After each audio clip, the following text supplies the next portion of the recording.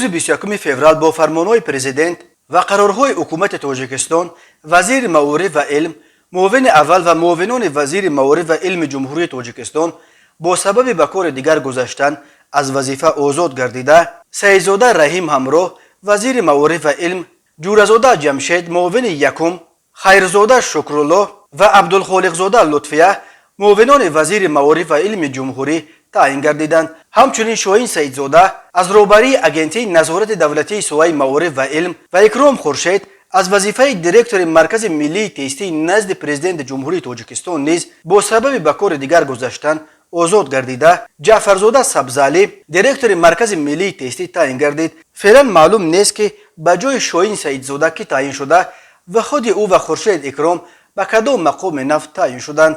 همین طور رحیمزاده رحمانعلی همراه معاون دیرکتور اجنسی نظارت مواد نشه‌آور تاجیکستان تعیین کرده شده است. او برادر کلانی وزیر کارهای داخلی رمضان رحیمزاده است.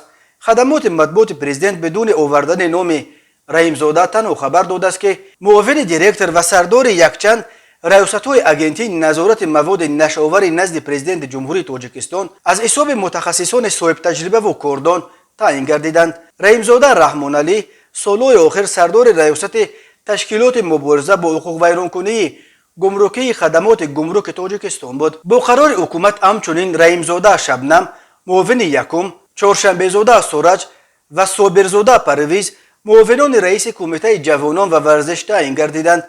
همین طور پرزیدنت میرزازاده عبدالقهار و محمد علیزاده محموراد را به وظیفه‌های سرعبدی تورانی پلات حساب پیشنهاد کرده، تیمور بویزاده را از مقام معاون یکم رئیس سود ولایت ختلان آزاد کرده است. خدمات مطبوعات پرزیدنت افزود روز 21 فوریه در موافقه با پرزیدنت سرداران یک قطار ریاست‌های خدمات گمرک در گذرگاه‌های سرحدی و ریاست‌های معارف و تندرستی ولایت ختلان عوض کرده شدند.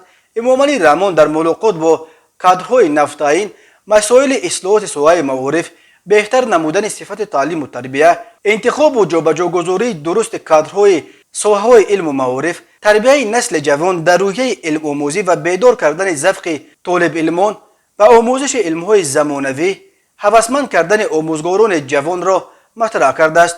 او از کادرهای نفتعین خواست که دست و دل پاک به نفع دولت و ملت فعالیت کنند.